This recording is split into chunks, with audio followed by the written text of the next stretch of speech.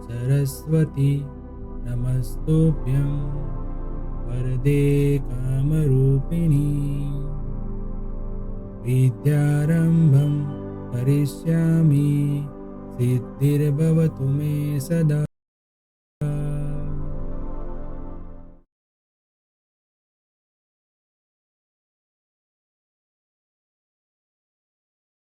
Hello everyone, welcome to Mantra e learning. Hire purchase system में तो एक लेक्चर में हमने पहले सबसे पहली मेथड जो हमारी थी कि when cash price and interest rate are given, मैं उसमें अपने एक क्वेश्चन भी किया प्रैक्टिकल लास्ट लेक्चर में। आज एक और क्वेश्चन करने जा रहे हैं और क्वेश्चन नंबर है 2। चलिए तो स्टार्ट करते हैं। क्वेश्चन नंबर 2 में सबसे पहले क्वेश्चन देख लेते हैं। क्वेश्चन यहाँ पे दिया है 1 April 2008 Saval purchased a machine from Keyur on hire purchase system, the term of the contract varies under. तो पहले यहाँ पे हम डिसाइड कर लेते हैं कौन बायर है और कौन परचेसर है, कौन वेंडर है। सेवल परचेस कर रहा है तो सेवल जो हो गया वो परचेसर और एक केयर हो गया वेंडर।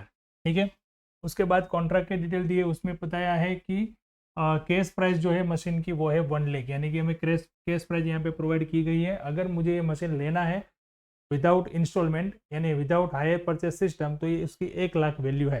केस प्राइस का मीनिंग ये होता है। Then on signing the contract 20% of the cash price is to be paid, यानी कि जब कॉन्ट्रैक्ट बनेगा तो आपको 20% केस प्राइस का पेमेंट करना है। तो ये हो गया डाउन पेमेंट। जो केस प्राइस है यहाँ पे 1 लाख, उसका 20% डाउन पेमेंट करना है। ठीक है, then the balance amount of the cash price is to be paid in 4 half yearly installment. 4 half yearly instalment.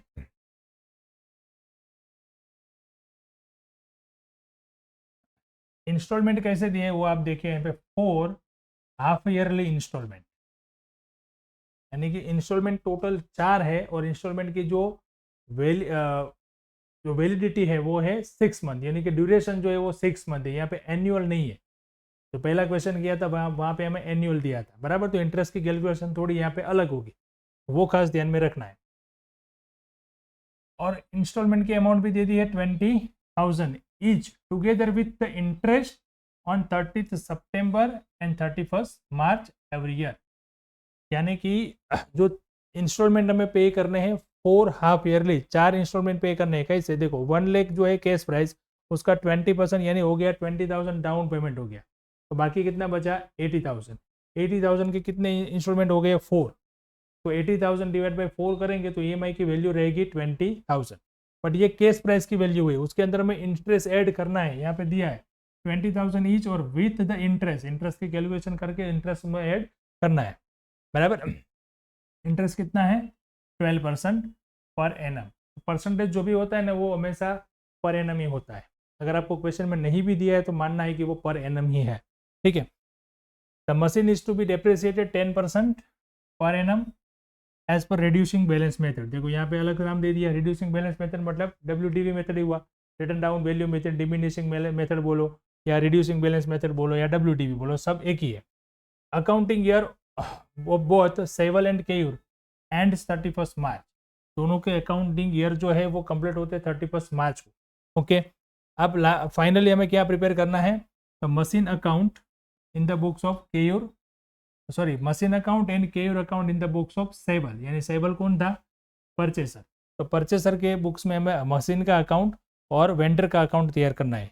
Okay, Saval's account in the books of Keyur, Saval का अकाउंट बनाना है केयूर के अकाउंट बुक्स में, यानी कि वेंडर के बुक्स में हमें परचेसर का अकाउंट तैयार करना है। लास्ट क्वेश्चन था उसमें एक पार्टी का हमें बनाना था अकाउंट्स, दूसरी पार्टी में पूछा गया था जनरल एंट्री, बराबर। यहाँ पे दोनों में हमें अकाउंट ही तैयार करने हैं। चलिए तो स्टार्ट करते हैं। सबसे पहला स्टेप हमारा क्या है, सबसे पहला स्टेप हमारा जो है वो है इंटरेस्ट की कैलकुलेशन। तो इंटरेस्ट की कैलकुलेशन स्टार्ट करते हैं। ये टेबल बनाना है हमें कैलकुलेशन ऑफ इंटरेस्ट के लिए। सबसे पहले डेट, उसके बाद ओपनिंग बैलेंस और केस प्राइस, जो केस प्राइस रहती है उसका ओपनिंग बैलेंस यहाँ पे लेना है।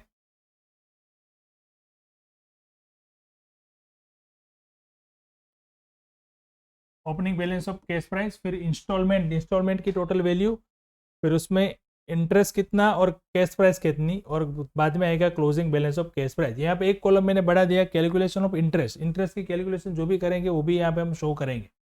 ठीक है, चलिए तो स्टार्ट करते हैं। सबसे पहले डेट कौन सी आएगी वो ध्यान में रखना है। तो एग्रीमेंट हमने कौन से डेट को किया है, 1 अप्रैल 2008 से, बराबर। तो सबसे पहली डेट यहाँ पे आएगी 1 अप्रैल 2008, और ओपनिंग जो केस बैलेंस है वो कितना रहेगा, 1 लाख। इंस्टॉलमेंट हमने 20,000 पे किया है पहले, जो डाउन पेमेंट हुआ हमारा। डाउन पेमेंट के अंदर इंटरेस्ट होता नहीं है, तो पूरे के पूरे अमाउंट हो गई केस प्राइस। तो क्लोजिंग केस प्राइस कितनी रहेगी यहाँ पे, 80,000, और डाउन पेमेंट में इंटरेस्ट की कैलकुलेशन आती नहीं है। अब हमें ये बताया गया था कि बाकी के जो 80,000 बचे उसके 4 हाफ ईयरली इंस्टॉलमेंट, और वो भी डेट्स के साथ दिया था 30 सितंबर एंड 31 मार्च। 30 सितंबर एंड 31 मार्च, ये दोनों हिसाब से हमें 6 मंथ के लिए EMI देने हैं। तो नेक्स्ट जो इंस्टॉलमेंट आएगा वो कब आएगा, 31 मार्च, सॉरी 30 सितंबर 2008। पहले डेट लिख लेते हैं यहाँ पे, 30 सितंबर, उसके बाद 31 मार्च 2009, फिर 30 सितंबर 2010 और 31 मार्च 2011। ओके, अब यहाँ पे मैं केस प्राइस की वैल्यू लिख लेता हूँ, क्योंकि केस प्राइस हमें दी गई है कि हर एक इंस्टॉलमेंट में हमें लेना है 20,000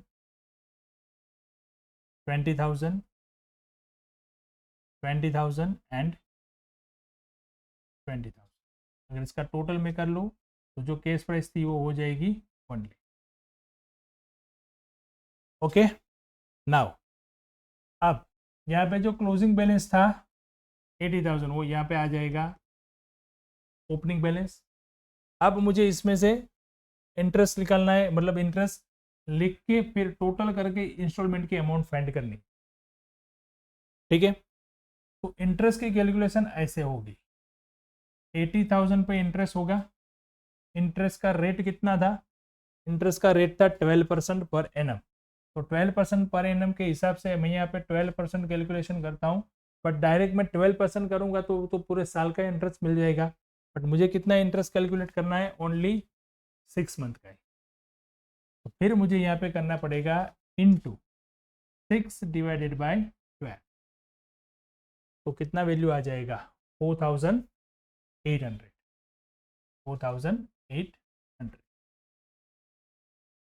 तो इंस्टॉलमेंट की अमाउंट कितनी हो जाएगी, इस दोनों का टोटल,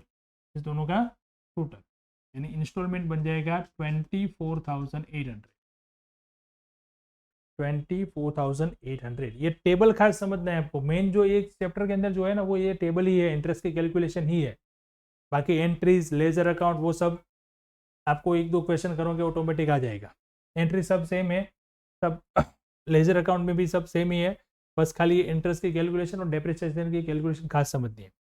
ठीक है, चलो ये अब क्या होगा, यहाँ पे ओपनिंग था 80,000, केस प्राइस का पेमेंट हुआ 20,000, बाकी बचेगा 60,000। तो इधर आ जाएगा ओपनिंग 60,000। अब इंटरेस्ट की कैलकुलेशन किस पे होगी, 60,000, वापस वही 12% और फिर 6 डिवाइड बाई 12। अभी भी क्यों 6, क्योंकि अब जो भी EMI है उसकी ड्यूरेशन जो है वो 6 मंथ की ही है, तो 6 मंथ का इंटरेस्ट कैलकुलेट करना है। कितना आ जाएगा, 3,600। तो टोटल इंस्टॉलमेंट की वैल्यू हो जाएगी 23,600। 60 माइनस 20, बाकी बच जाएगा 40,000। चलो इंटरेस्ट की कैलकुलेशन, 40,000 इंटू 12, 6 बाई 12, 2400। तो यहाँ पे आ जाएगा 22,400 इंस्टॉलमेंट। 40,000 माइनस 20,000 का पेमेंट हो गया, बाकी बचा 20,000। लास्ट यहाँ पे क्लोजिंग बैलेंस आ जाएगा, ओपनिंग बैलेंस 20,000। आप कैलकुलेशन होगी इंटरेस्ट की 20,000 पे इंटू कितना आ जाएगा 1,200। EMI इंस्टॉलमेंट की वैल्यू बन जाएगी 21,200 और 20,000 बाकी था, 20,000 का पेमेंट हो गया, ये हो गया 0, क्लोजिंग बैलेंस यहाँ पे 0, कंप्लीट। तो इस तरीके से इंटरेस्ट की कैलकुलेशन करनी है। EMI आप जो है उसका ड्यूरेशन आपको कैसे दिया है वो ध्यान में रखना है। हर बार जो इंटरेस्ट दिया है, रेट दिया है, वो सीधा रेट मल्टीप्लाई करके इंटरेस्ट नहीं लिखना है, बराबर। और दो चीज़ ये भी ध्यान रखना है कि इंस्टॉलमेंट की अमाउंट जो है वो कैसे बनती है, इंटरेस्ट और कैश प्राइस से।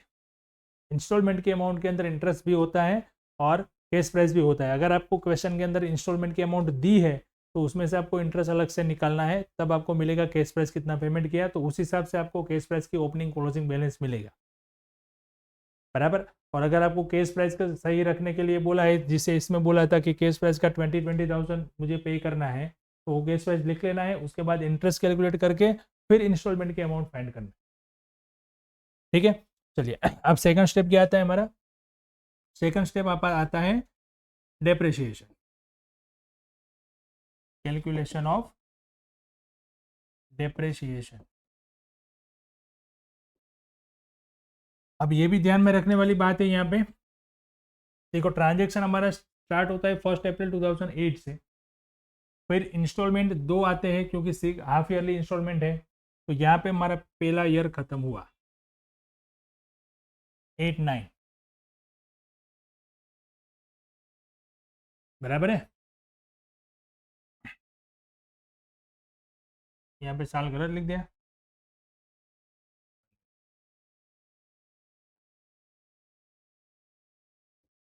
यहाँ पे आएगा 9 2009 और फिर यहाँ पे आएगा 10। तो ये हो गया फर्स्ट ईयर ख़त्म और ये हुआ दूसरा, यानी कि 2 साल के लिए ही हमें अकाउंट जो भी है वो बनाने हैं। और उसमें एंट्री जो है वो 2 इंस्टॉलमेंट की आएगी।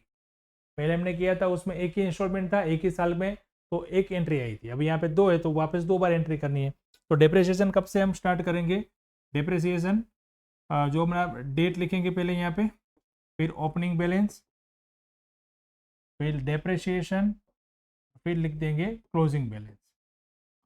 तो डेट कौन सी आएगी, डेप्रिसिएशन हम स्टार्ट करेंगे 31 मार्च 2009 से। कितने पे डेप्रिसिएशन होगा, टोटल मशीन की जो वैल्यू है उस पे 1 लाख पे। डेप्रिसिएशन का रेट क्या था, डेप्रिसिएशन का रेट था 10% रिड्यूसिंग बैलेंस मेथड, तो 10% आ जाएगा 10,000, क्लोजिंग हो जाएगा 90,000।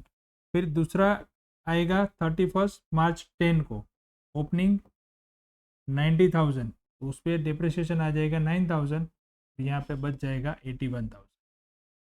डेप्रिसिएशन हमेशा ईयरली ही होता है, एनुअली होता है, उसको हमें इंस्टॉलमेंट के साथ ड्यूरेशन में नहीं लेना है।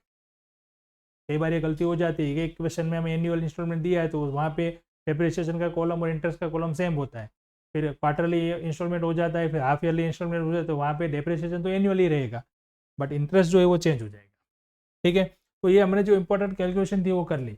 अब क्या करना है, अकाउंट्स बनाने हैं। अकाउंट्स के लिए हमें क्या पूछा गया था, दोनों पार्टी के अंदर, तो पहली पार्टी के अंदर में देखते हैं कि मशीन का अकाउंट और केयर का अकाउंट बनाना है शेवल के बुक्स में। तो चलिए पहले वो स्टेप खत्म करते हैं, यानी हम अकाउंट बना लेते हैं। Account in the books of Shewal, ये हो गया मशीन का अकाउंट। दूसरा अकाउंट उसके अंदर बनाना है हमें वेंडर का अकाउंट, यानी केयर का अकाउंट, बराबर। 2 अकाउंट ही बनाने हैं, इंटरेस्ट और डेप्रिसिएशन का अकाउंट यहाँ पे पूछा नहीं है। पहली एंट्री क्या होगी, अब ये शेवल जो है वो कौन है, बायर।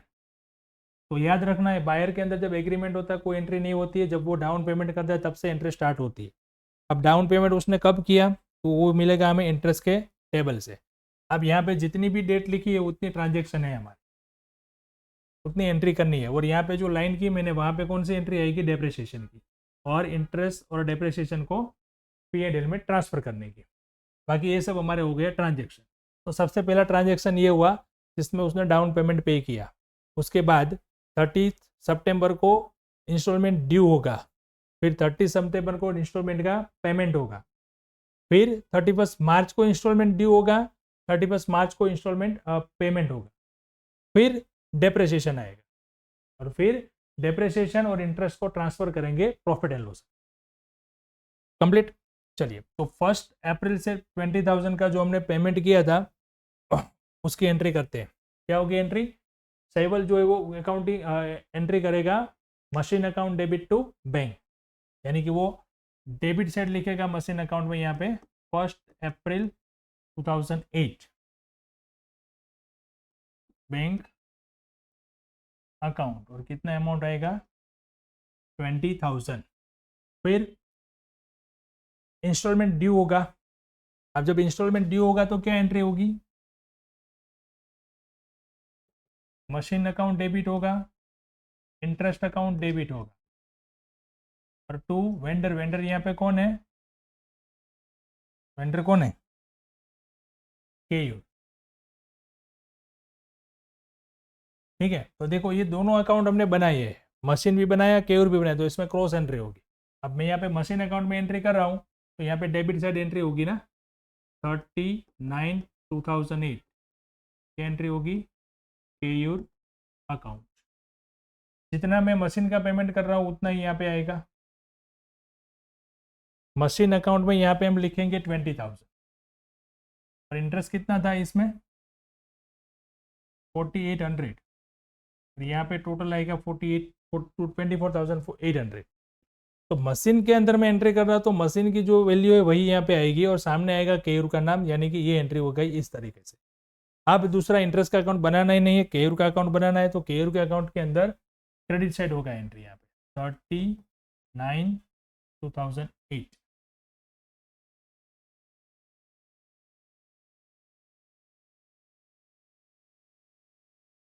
सेवल अकाउंट, सॉरी सेवल नहीं आएगा, सेवल नहीं आएगा ना, मशीन अकाउंट और इंटरेस्ट।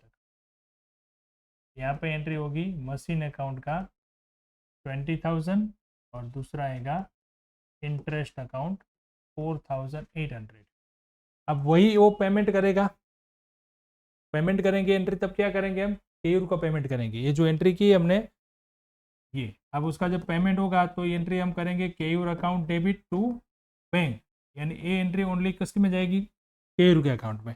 तो केयूर के अकाउंट में डेबिट साइड यहाँ पे लिख देंगे 39,800 बैंक अकाउंट 24,800। अब दूसरा इंस्टॉलमेंट जो है वो आएगा 31 मार्च 2009, वापस वही entry machine account, machine account में आएगा 20,000, और 31 मार्च इंटरेस्ट अकाउंट 3,600, जो हमारा सेकंड इंस्टॉलमेंट का इंटरेस्ट था। अब मशीन का जितना भी लिखा है वो मशीन अकाउंट में क्रॉस चला जाएगा यहाँ पे 31 मार्च 2009 केयूर अकाउंट 20,000। अब इसको पेमेंट कर देंगे 31 मार्च को, तो पेमेंट की एंट्री बैंक अकाउंट 23,600। अब हुआ यहाँ पे ईयर खत्म, तो डेप्रिसिएशन की एंट्री होगी 31 मार्च 2009। डेप्रिसिएशन की एंट्री मशीन अकाउंट में होगा क्रेडिट डेप्रिसिएशन। कितना था डेप्रिसिएशन? 10,000। अब डेप्रिसिएशन और इंटरेस्ट दोनों को कंप्लीट करके क्लोज कर देंगे, कहाँ पे ले जाएंगे? P&L में। पर वो दोनों का अकाउंट यहाँ पे बनाना नहीं है, तो उसकी एंट्री हमें ज़रूरत नहीं है। पर अगर आपको जनरल एंट्री पूछिए तो एंट्री लिखनी है, अगर उसका अकाउंट भी बनाने हैं तो आपको वहाँ पे एंट्री देनी है। तो यहाँ पे ख़त्म हुआ, तो फर्स्ट ईयर का यहाँ पे हम अकाउंट क्लोज कर देंगे। मशीन का अकाउंट क्लोज करेंगे, टोटल आ जाएगा इधर 60,000।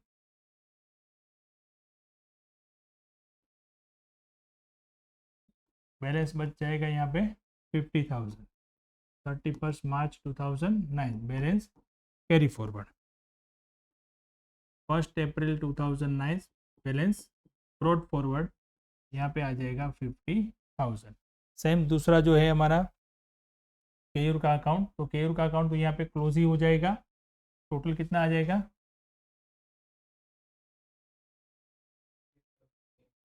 48,400, 48,400। अब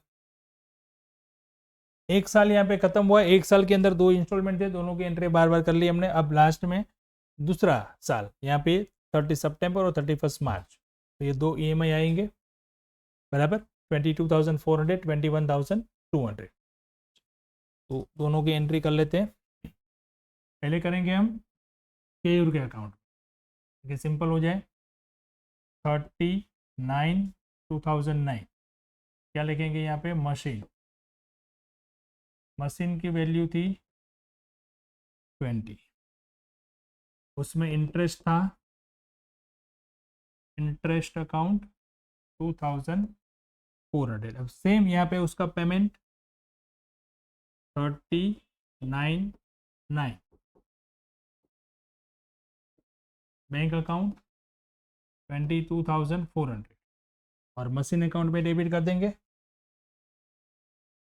39,900 केयूर अकाउंट 20,000। उसके बाद 31 मार्च वाला इंस्टॉलमेंट 31 मार्च 2010 मशीन अकाउंट 20,000, 31 मार्च 10 इंटरेस्ट अकाउंट 1,200। तो टोटल पेमेंट हो गया उसका 31 मार्च 2010 को बैंक अकाउंट 21,200। अब मशीन का अकाउंट में कितना जाएगा 20,000, 31 मार्च 2010 यहाँ पे लिखेंगे केयूर अकाउंट। फिर आएगा यहाँ पे डेप्रिसिएशन की एंट्री। डेप्रिसिएशन था इस साल का 9,000। हो गया ख़त्म, 2 साल के लिए पूरी डिटेल थी। अकाउंट क्लोज कर देते हैं। 90,000 टोटल आ जाएगा और 81,000 balance carry forward at the date of 31 March 2010। और यहाँ पे हमारे वेंडर का अकाउंट क्लोज करेंगे 43,600, 43,600। तो ये हो गया बायर के अकाउंट में मशीन का अकाउंट और वेंडर का अकाउंट। अब देखते हैं दूसरा क्वेश्चन था हमारा कि account in the books of Keyur, Keyur यानी कि वेंडर, वेंडर के बुक्स में बायर का अकाउंट बनाना है यानी कि परचेसर का अकाउंट बनाना है, सेवल्स account.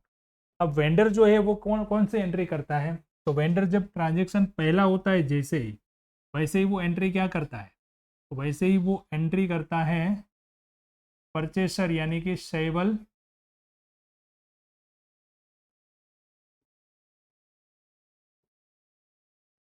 Pebbles account debit to sale, इसके लिए तो वो सेल है और ये पूरी अमाउंट से एंट्री कर देगा 1 लाख। ओके, फिर क्या होगा, उसको डाउन पेमेंट मिलेगा, फिर इंस्टॉलमेंट आएगा तो इंटरेस्ट ड्यू की एंट्री करेगा और इंस्टॉलमेंट मिलेगा उसकी एंट्री करेगा, बस। इसके अंदर कुछ डेप्रिसिएशन वगैरह कुछ आएगा नहीं। तो देखो सेवल्स अकाउंट डेबिट टू सेल, तो सेवल्स अकाउंट डेबिट यानी कि यहाँ पे वो डेबिट करेगा 1 अप्रैल 2008 को सेल अकाउंट 1 लाख। अब क्या करना है, इंटरेस्ट का टेबल ही वापस देखना है। इंटरेस्ट का जो टेबल है वही हमारे ट्रांजेक्शन है। 1 अप्रैल का ट्रांजेक्शन है, पूरा सेल इतने का हुआ, पूरी एग्रीमेंट वैल्यू कैश प्राइस की वैल्यू हमने लिख दी। फिर उसके बाद मिलता है डाउन पेमेंट, 20,000 का डाउन पेमेंट मिलेगा, वो एंट्री करेगा bank account debit to Saval's account. Then 30 सितंबर को इंटरेस्ट की एंट्री करेगा, फिर उसको EMI मिलेगा इतना। फिर 31 मार्च को इंटरेस्ट की एंट्री, EMI मिलेगा इतना। फिर यहाँ पे ये साल खत्म हुआ, अकाउंट क्लोज करेंगे। फिर नेक्स्ट ईयर वापस 30 सितंबर को इंटरेस्ट और अमाउंट रिसीव्ड, 31 मार्च इंटरेस्ट और अमाउंट रिसीव्ड। बस खत्म। इसके अंदर भी हमें इंटरेस्ट का अकाउंट बनाना नहीं है, तो इंटरेस्ट की कोई अलग से एंट्री करने की जरूरत नहीं पड़ेगी, वरना उसको इंटरेस्ट को क्लोज करके ले जाना पड़ेगा P&L में। ओके, चलो इसी डेट को पेमेंट मिलता है तो क्रेडिट साइड लिखेंगे यहाँ पे बैंक अकाउंट 20,000। इंटरेस्ट जब ड्यू होता है तो वो एंट्री क्या होता है,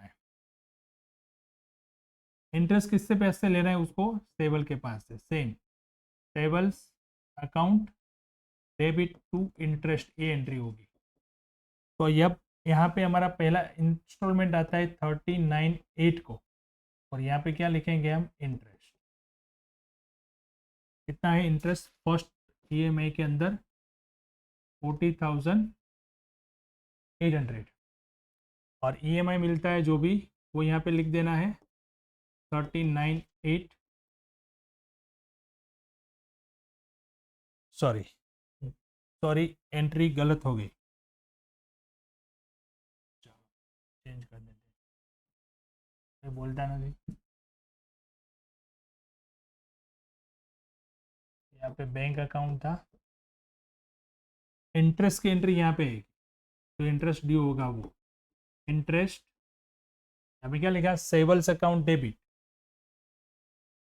सेवल्स अकाउंट डेबिट टू इंटरेस्ट, तो सेवल के अकाउंट में डेबिट साइड इंटरेस्ट आएगा 4,800, और जब उसका पेमेंट मिलेगा तो यहाँ पे आएगा बैंक अकाउंट, पेमेंट मिलेगा 24,800। अब दूसरा इंस्टॉलमेंट 31 मार्च 2009, उसमें कितना इंटरेस्ट था, 3,600, और वही इंस्टॉलमेंट मिलेगा तब हम एंट्री करेंगे यहाँ पे बैंक अकाउंट 23,600, साल खत्म हो गया, अकाउंट यहाँ पे क्लोज करेंगे। तो डेबिट साइड टोटल इसका ज़्यादा आएगा 1,08,400, 1,08,400, बाकी कितना बैलेंस रहेगा, कैरी फॉरवर्ड रहेगा यहाँ पे 40,000, और 1 अप्रैल 2009 यहाँ पे ब्रॉड फॉरवर्ड बैलेंस आ जाएगा 40,000, वापस EMI आएगा 39/2009, EMI का इंटरेस्ट कितना है 2,400, EMI मिलेगा 39/2009, बैंक अकाउंट कितना मिलेगा EMI 22,400, लास्ट इंस्टॉलमेंट 31 मार्च 10, और उसके अंदर इंटरेस्ट था 1,200, और सेम डेट को ये बैलेंस मिलेगा, तो बैंक अकाउंट 21,200। अब यहाँ पे इंस्टॉलमेंट ख़त्म, अकाउंट क्लोज कर लेते हैं, साल भी ख़त्म, 43,600, 43,600, ये हो गया अकाउंट यहाँ पे क्लोज, यानी अब उसके पास से कोई पेमेंट लेना बाकी नहीं है, सारे इंस्टॉलमेंट हो गए यहाँ पे खत्म। तो इस तरीके से उसका अकाउंट भी क्लोज हो जाएगा। ठीक है, तो इस क्वेश्चन में हमने क्या देखा आज, इंस्टॉलमेंट जो थे वो कैश प्राइस सेम थी, उसके अंदर इंटरेस्ट कैसे कैलकुलेट करना था, और हाफ ईयरली इंस्टॉलमेंट थे तो उसको किस तरीके से हमें अकाउंट्स में ध्यान रखना है वो देखा। ठीक है, तो ये जो मेथड थी वो हमारी थी, जब क्वेश्चन में हमें कैश प्राइस और इंटरेस्ट का रेट दिया हुआ है तो बड़ा सिंपल हो जाता है कैलकुलेशन करना, बट अगर समझो कि कैलकुलेशन जो हम करते हैं इंटरेस्ट की, वहाँ पे अगर मेरे पास एक कैश प्राइस ही नहीं है तो इंटरेस्ट कैसे मिलेगा। इस चैप्टर के अंदर ये जो 3 चीज़ें यहाँ पे बताओ, एक है कैश प्राइस, दूसरा है इंटरेस्ट का रेट, दूसरा है इंटरेस्ट का रेट, और तीसरा है इंस्टॉलमेंट। ये 3 चीज़ों में से अगर कोई मिसिंग है तो उसको फाइंड करने की जो कैलकुलेशन आती है वो थोड़े एडवांस क्वेश्चन हमें आगे करने हैं, बराबर। पहली मेथड हमने यही देखी कि केस प्राइस दी हुई है और रेट दिया है, तो सिंपल सी कैलकुलेशन है, उसमें हमने एंट्री देखी, लेजर अकाउंट कैसे बनाना है वो देखा, बराबर। बट अगर मान लो कि मुझे केस प्राइस ही नहीं दिया है, रेट दिया है, इंस्टॉलमेंट दिया है, तो फिर मुझे केस प्राइस कैसे फाइंड करनी है वो देखना है। वो सारे क्वेश्चन हम आगे नेक्स्ट लेक्चर में देखेंगे। ठीक है फ्रेंड्स, चलिए मिलते हैं नेक्स्ट लेक्चर में। Thank you.